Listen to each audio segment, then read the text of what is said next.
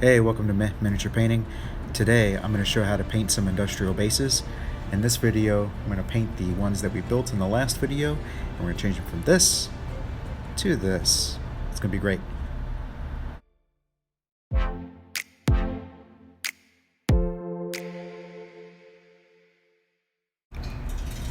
So here's the paints I'm going to be using. There's a whole mess of them. Obviously, you can modify based on what you have available and the effects that you want. For the basic metal parts, I'm going to be using Vallejo metal color, magnesium, steel, copper, and dark aluminum. My shade will just be a Nuln oil. For weathering all these metal parts, I have Citadel Technical Milic Oxide and Vallejo Game Effects Dry Rust. The hazard stripe in this case is going to be black and yellow. The black is going to be made with a Dollaroni FW Payne's Gray ink and War Colors Cool Gray number 3. The yellow is War Colors Ochre number 3 and Vallejo Model Color Ivory with a War Colors yellow glaze over both. Okay, I primed all of these with the Vallejo black primer in between the two videos, and I'm going to do 2 of these pretty basic, and for the third I'm going to put on a hazard stripe. So I start with a layer of magnesium to all areas. Now this video is going to be a bunch of cuts because I was not very smart and I only did 3 bases. So this worked against me when it was time to dry stuff. If I had a whole squad and did assembly line style, it would have gone quite a bit quicker. Now this might feel like a lot of paint, and different types of paints at least, and it probably is, but I have all of them available. I picked stuff that I thought people would probably have, or at least have access to. You could trim this down with just a single metal color and a shade as a minimum for an industrial base. And then if you wanted to go even further, you could go with a non-metallic metal on these and it would look probably pretty super sharp. For a whole army, you'll have it done in about 30 years or give or take. So I went with true metallic metal with some highlighting.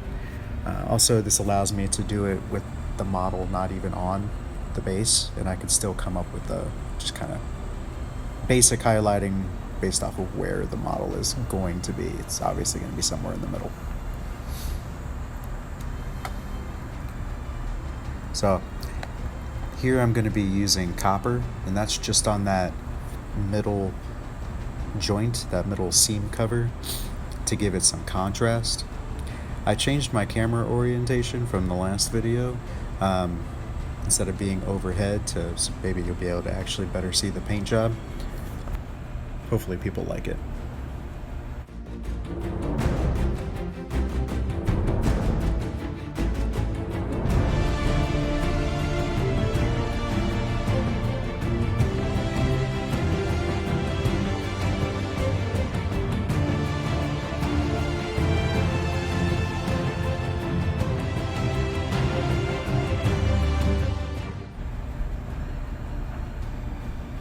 This is going to have some Nuln oil straight out of the pot for edges along the sides of the seams. I'm going to put just a dot on each rivet, and the idea is that it flows down to the recess where the rivet actually connects to the plastic card, and inside the holes for the grating, just to make sure that each one is nice and dark.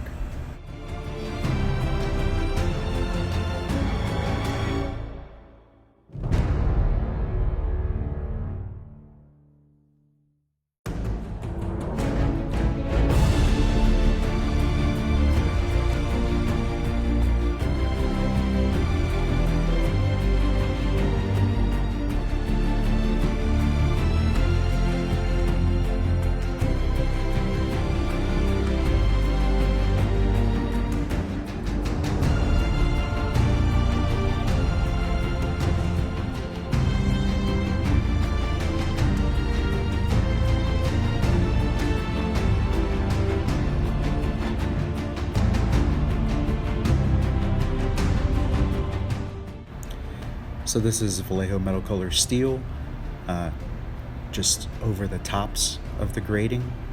That way it has some contrast compared to the plate that would be next to it.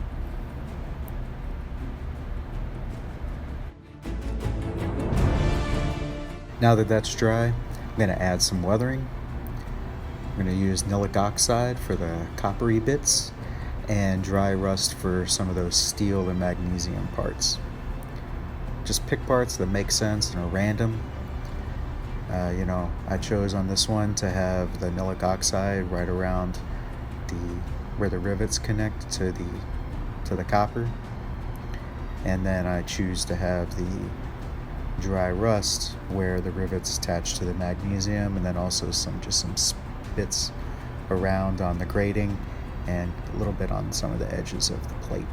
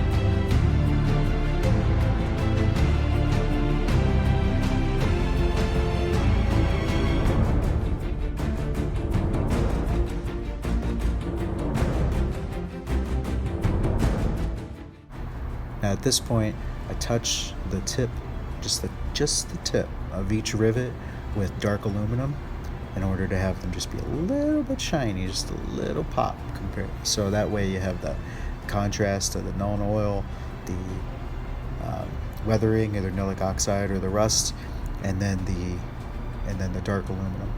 And then I'm also going to use that just for some edge highlights around the edge of the plate. Not the entire thing, just some little parts here and there,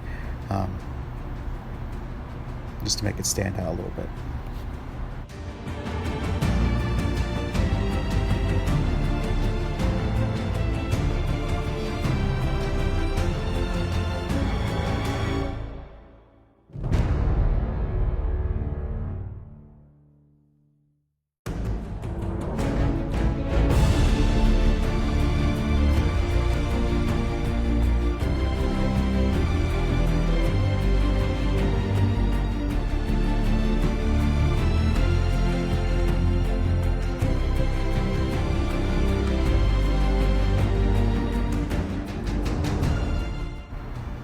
Okay, for the last base, I'm going to do hazard stripes.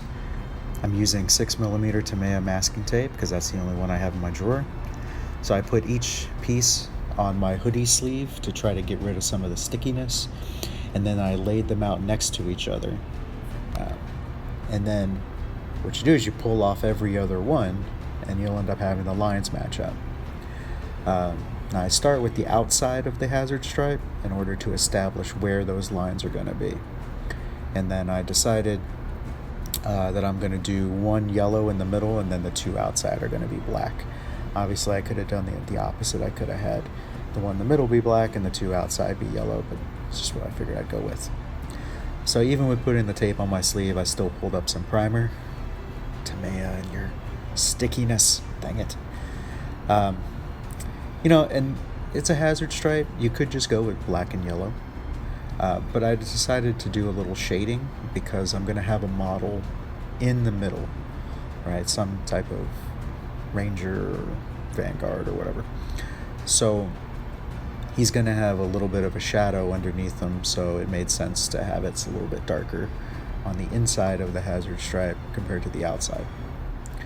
So I start with the yellow portion of the hazard stripe, and you never put yellow directly over black. You're going to be working all day and all night. So if it's bright yellow, I usually use ivory first. If it's a darker yellow, then I apply something like an ochre first, and I'm going to establish the areas and then wet blend these together, starting with the ochre more towards the inside where the seam is, the ivory towards the outside, the edge of the base, and blend them together to have a nice gradient.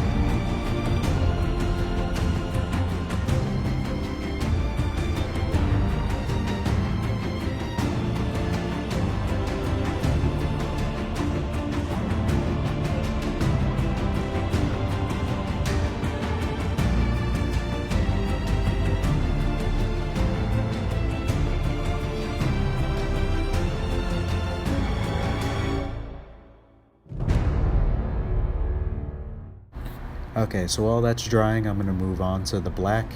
You don't want to keep working over the same part for too long. You'll end up really pulling up drying paint. It'll look nasty. So I'm going to move on to the black. That tape is too sticky.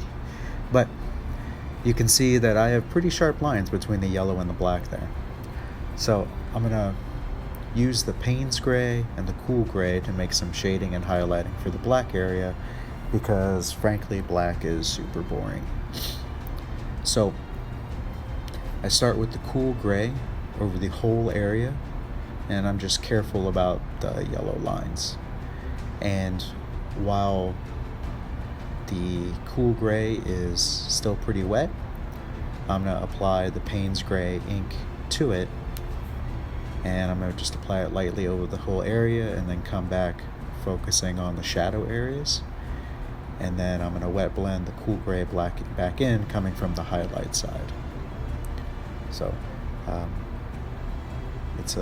it's using both of them back and forth a few times in order to get the gradient that you're looking for. So in this case, none of it is actually black. Payne's gray is a very dark blue. Cool gray is obviously like a bluish gray.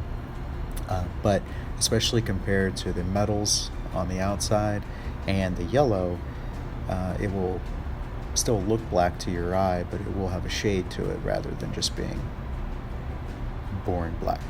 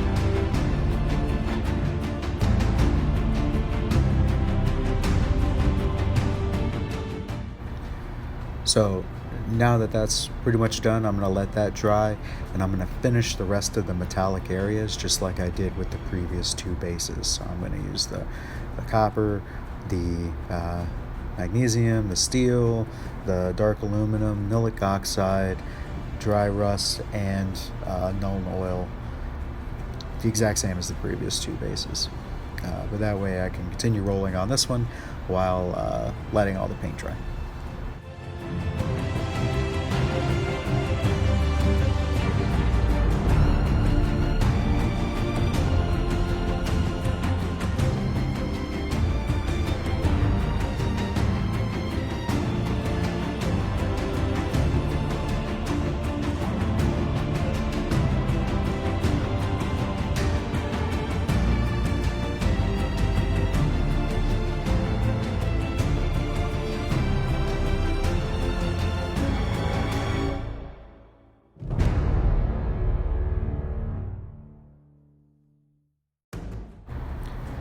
And here I'm back. I took a break in order to make sure that the whole thing was dry before I came back to do my final glaze. During that time, I changed my hoodie, took several naps, ate a few meals, went on vacation, visited family. I frankly actually just forgot that it was sitting on my table. So here you can see the nice gradient from the ochre to the ivory and the shading that's on the black. So I'm going to glaze yellow over top of that gradient, and I'm going to run the brush from dark to light, because you deposit most of your paint where you take your brush off, so there will be a little bit more on the light side. And really just one layer of glaze is really able to make this blend together, but I'm going to let it dry and take a look.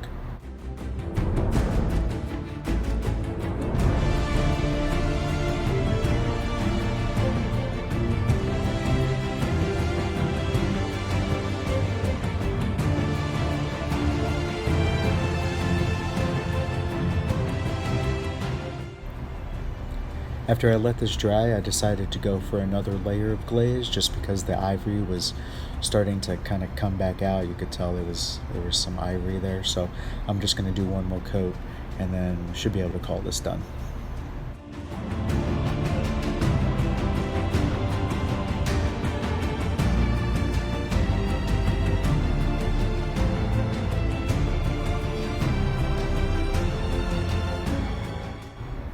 Alright, as always, I'm very happy with this technique and the way it turns out. I think they look really good. They're nice industrial bases. You could call them Blanchitsu if you wanted, but I don't know if they're quite that dark. And these are very, very basic.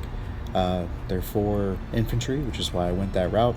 And I'm either going to put AdMech Rangers or Vanguard on them, but really you could put anything on there if you wanted to have it fight in this type of environment, right? So the next session, I'm going to be working on a large 130 millimeter base for an Onager Dune Crawler, and I'm going to be using some different techniques with oil washes and some weathering, some damages, stuff like that, and have a lot of fun. If you enjoy this, if you want to see more of my work, give the video a like. Follow me over on Instagram at mehminipaints, like me on Facebook at mehminipainting. Thanks, and I'll see you next time.